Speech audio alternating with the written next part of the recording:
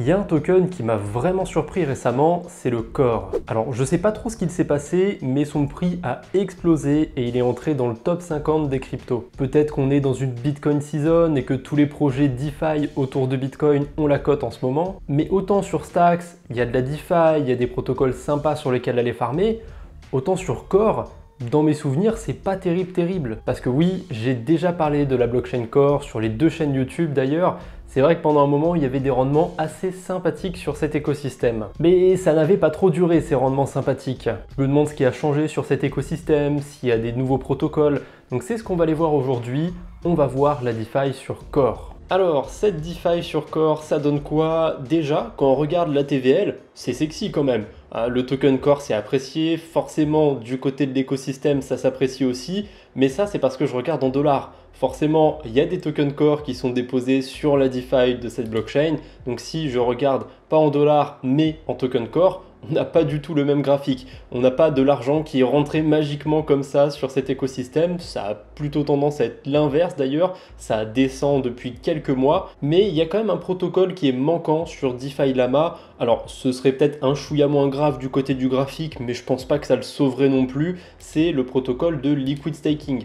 On a un protocole natif où on peut aller staker ces tokens Core. D'ailleurs, j'ai un peu de tokens Core, donc j'en profite, je vais aller les staker. Pour l'instant, je vous dis rien, je fais juste ma petite transaction, je convertis mes Core en ST Core. Là, pour ça, j'ai juste une petite transaction à passer sur mon wallet. Et au moins, cette transaction, ça me permet de vous montrer que les frais sur la blockchain Core, ils sont ridicules. Je paye 1 centime par transaction, donc c'est très agréable à utiliser parce que c'est pas très cher en termes de frais. Mais est-ce qu'il y a vraiment des choses intéressantes à faire? Bah pas vraiment en fait. Certes, on a quand même Sushi, on a quand même d'autres DEX, on a un protocole de lending, il y a le minimum syndical, on va dire, pour un écosystème. Mais le gros problème de cette blockchain, c'est qu'il n'y a que des interfaces qui ont l'air de dater de 2021, ça fait assez vétuste et en plus de ça, il y a très peu de liquidité.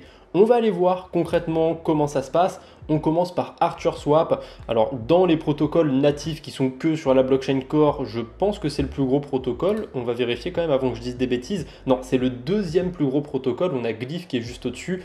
On ira le voir en dernier, Glyph, vous comprendrez pourquoi. Mais pour l'instant, pour ce qui est d'ArcherSwap, c'est pas terrible. On a quelques pools de liquidité, mais si je prends tout ce qui est déposé sur les pools où on peut aller faire du farming, il n'y a même pas 1 million de TVL. C'est ridicule. Alors oui, on a 45% d'intérêt sur des stablecoins, 136% d'intérêt sur une pool avec de l'USDC et du Core, et pourquoi pas 169% d'intérêt sur une pool USDT Ethereum, mais les liquidités sont extrêmement faibles. Suffit qu'il y ait une baleine ou deux qui viennent sur le protocole et les rendements ils sont divisés par 3, 4, 5, ce que vous voulez. Bon, peut-être que c'est juste ArcherSwap qui est pas terrible, donc on va aller voir le deuxième DEX natif de l'écosystème Core, c'est ShadowSwap.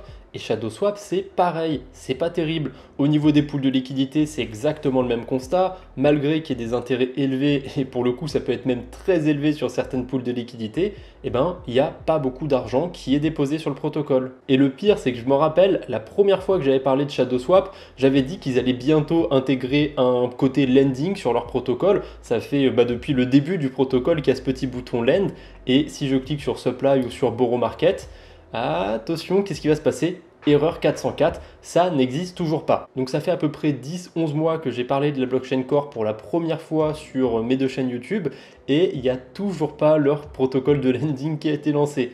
Autant dire qu'ils en ont rien à foutre, je pense, de leur protocole. Qu'est-ce que ça donne du côté de LFG Swap? C'est encore pire, hein. En termes de liquidité, il y en a encore moins. Il y a 357 000 $ de TVL, il n'y a même pas de pool de stablecoin ou quoi que ce soit. Et même si j'étais exposé à certains tokens de cet écosystème, les rendements sont vraiment pas sexy. Bon, ça arrive d'avoir des protocoles qui foirent un petit peu. Peut-être que Ice Cream Swap relève un petit peu le panier. Eh ben non, c'est pareil, même constat, très peu de liquidité, malgré qu'on ait des rendements qui soient pas dégueux. On a 27 000 $ sur cette pool là, combien ici? 3 600 $. Combien sur la pool Bitcoin Core? 128 $ seulement, c'est ridicule. Sur la pool avec les deux versions de l'USDT, 5 000 $.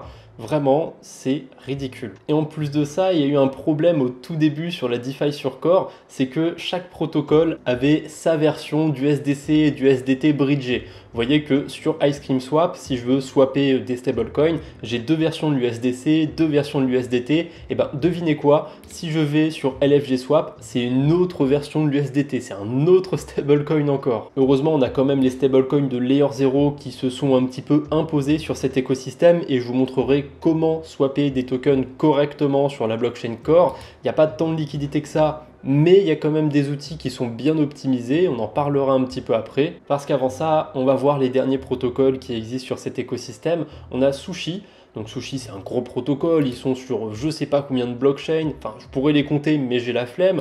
Et du côté de Core, ça donne quoi? Alors il y a beaucoup de liquidité sur la pool Core USDT, enfin beaucoup, c'est relatif. Pour cet écosystème, il y a beaucoup de liquidités, à peu près 3 millions de dollars. On a une pool avec le token d'Aquarius, le protocole de lending qu'on va aller voir juste après, 386 000 dollars, une pool de stablecoin à 250 000 dollars. Bon, il y a eu un peu de volume ces derniers jours, donc le rendement sur la plus grosse pool de liquidité, il est pas trop mal, hein, 50% d'intérêt annualisé, mais c'est temporaire.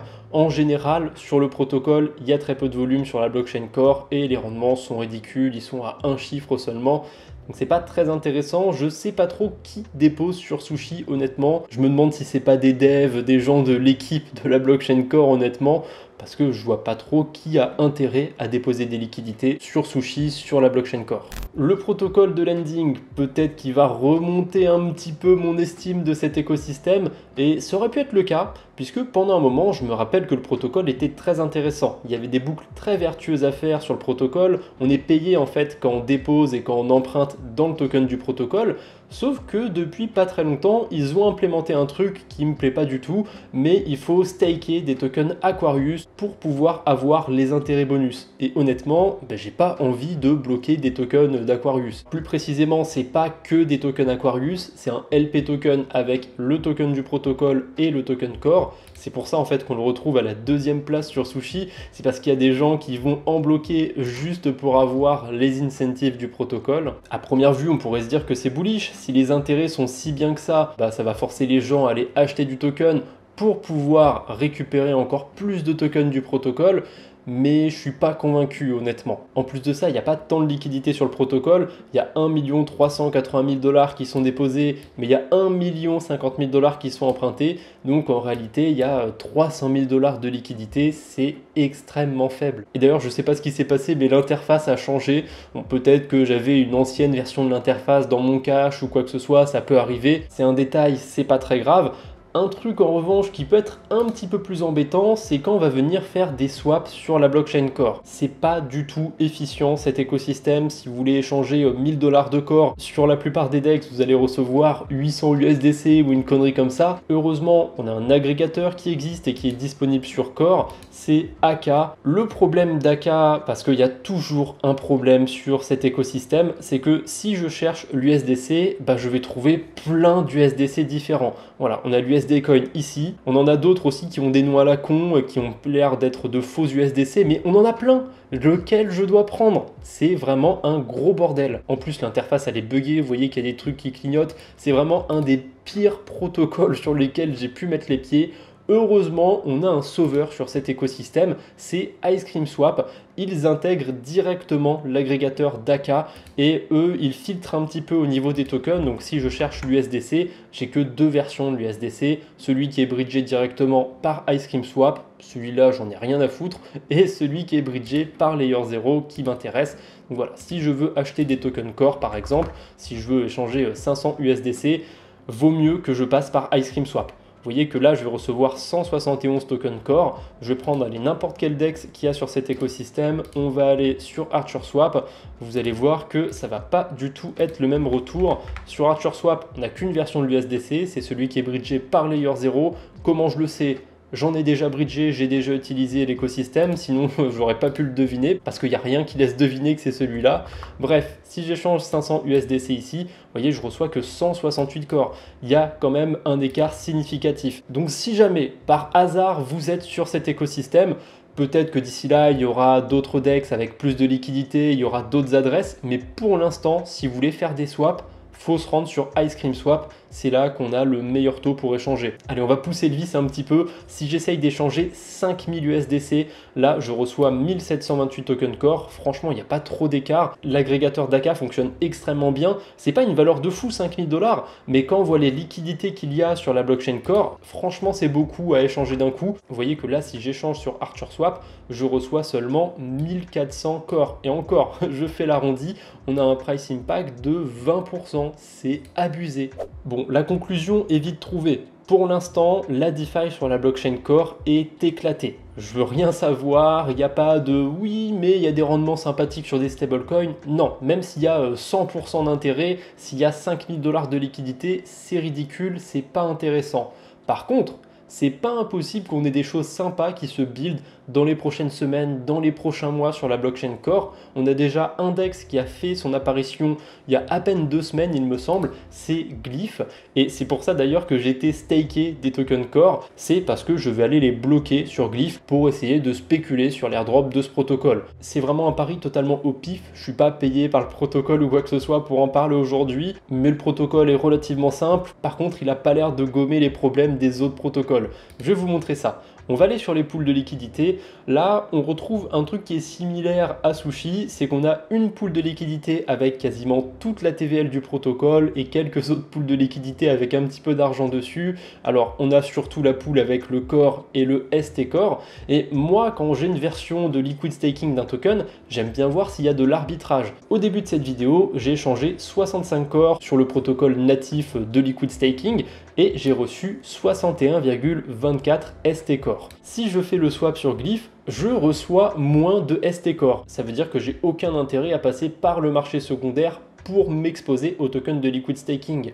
Peut-être qu'il y a juste un DPEG, j'en sais rien, il y a une baleine qui a vendu beaucoup de ST Core d'un coup et ça a fait bouger sa valeur, j'en sais rien. Peut-être que si j'essaye dans l'autre sens, il y aura un décalage. Donc je vais connecter mon wallet parce que j'ai déjà des ST Core dans mon portefeuille. Est-ce que je vais pouvoir récupérer plus de Core que ce que j'ai déposé? Je vais pouvoir récupérer seulement 61,23 Core. Donc peu importe que j'essaye d'en vendre ou d'en acheter, je serai désavantagé de passer par Glyph. Donc la pool, elle est vraiment pas intéressante. Je sais pas comment ils se sont démerdés, mais le ratio est mauvais des deux côtés. Si j'échange un ST Core, je reçois à peu près un Core, et dans l'autre sens, j'ai juste un ratio qui est inférieur au protocole natif. Et ça, en général, ça arrive quasiment jamais. Ou alors sur des protocoles sur lesquels il y a quasiment aucune liquidité. Et là, on a vu, il y a quand même 2 millions de $. Donc c'est un peu curieux ce protocole Glyph. Je pense que la pool a dû être mal paramétrée. En tout cas, un truc quand même positif par rapport au liquid staking sur la blockchain Core, c'est que le temps pour retirer ces tokens n'est pas très long. Je viens de redeem un ST Core et j'ai juste 7 jours à attendre pour récupérer mon token. Alors il va falloir que j'oublie pas que je fasse une deuxième transaction pour récupérer mes tokens Core.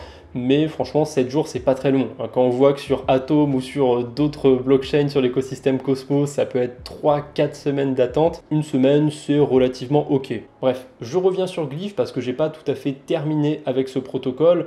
Quand on est sur l'interface, on voit qu'il y a une partie inscription. Alors, je suppose qu'il y aura des NFT, des choses qui vont se passer du côté de la blockchain Core. On a aussi une section OG qui n'est pas encore active. Et on a une section qui s'appelle Stake, sur lequel on va pouvoir staker soit des tokens Core, soit des ST Core. Alors, c'est un petit peu vénère, il faut les bloquer pendant 2 mois. Voilà, là, si je les dépose, j'ai pas le choix, ils sont bloqués pendant 2 mois, je peux plus y toucher. Et ça sert à quoi de bloquer ces tokens? Ça sert juste à farmer des points sur le protocole. Voilà, si je dépose mes ST Core, je vais avoir des points. Et ensuite, ces points, a priori, ils vont me servir à récupérer des tokens quand ce dernier sera lancé. Est-ce que c'est si intéressant que ça ou pas? J'en sais rien. Mais dans le doute, j'ai un peu de Core, donc je vais staker mes tokens. J'ai pas trop peur. Parce que pour rien vous cacher, ces tokens Core, je les ai récupérés grâce à l'airdrop de Wormhole. J'ai vendu une petite partie de l'airdrop pour acheter des tokens Core, justement pour aller spéculer sur cet airdrop. Donc au pire, s'il y a un problème, si le protocole est hacké ou quoi que ce soit, c'est juste une partie d'un airdrop que je perds. C'est pas dramatique, mais c'est clair que dans d'autres cas de figure, je dirais peut-être pas risquer mes tokens sur le protocole. Là, sachant que c'est plus ou moins un cadeau, je m'en fiche un petit peu.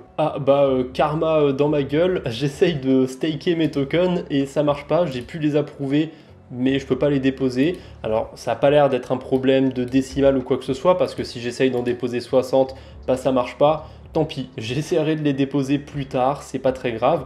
En tout cas, voilà, c'est le seul truc un peu dégène qu'on peut faire en ce moment sur la blockchain Core. Il y a aussi des meme coins, enfin plutôt des shitcoins sur l'écosystème Core. On peut en voir quelques-uns sur les pools du côté de LFG.